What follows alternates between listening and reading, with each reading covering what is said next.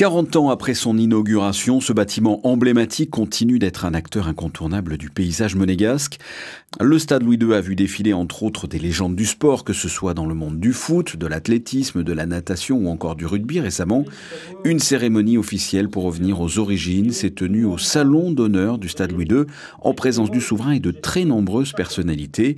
Cet événement a mis en lumière la genèse du projet depuis sa conception jusqu'à son inauguration en présence de ceux qui ont contribué à sa construction et à son développement.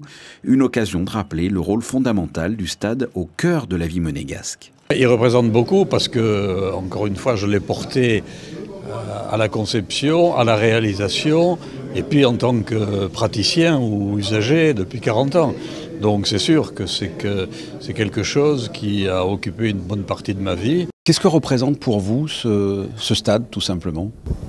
Le bâtiment le plus emblématique de Monaco, le bâtiment le plus fréquenté par la population monégasque, est tout simplement un bâtiment qui représente qui est posé sur 3 hectares et qui représente 145 000 mètres carrés de plancher. Je crois que c'est un des plus gros bâtiments publics de Monaco. Quels sont les souvenirs que vous gardez de ce stade, de grands événements que vous avez peut-être pu observer ? Moi, j'ai un souvenir tout à fait récent du stade.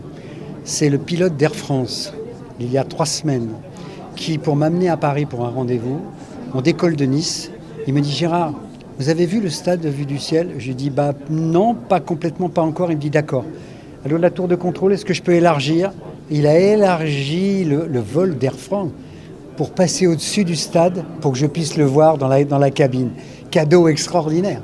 Donc j'ai vu les arches vues du ciel, j'ai vu Fontvieille. C'était assez extraordinaire. Parmi les personnalités présentes, vous l'avez vu, le journaliste sportif emblématique de Antenne 2, puis de France Télévisions, Gérard Rolls. Il sera le commissaire d'une exposition inédite consacrée à cet anniversaire, expo visible au printemps, intitulée « Il était une première fois ». Monaco, pour moi, c'est l'une des villes les plus sportives au monde. C'est extraordinaire, tout ce qui se passe ici en événements sportifs.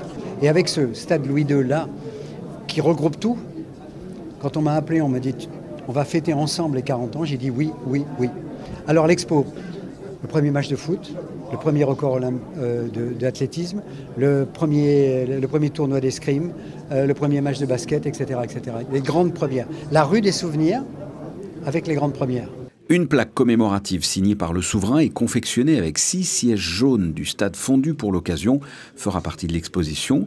Elle sera inaugurée lors d'un vernissage organisé courant avril et se tiendra dans la rue piétonne intérieure.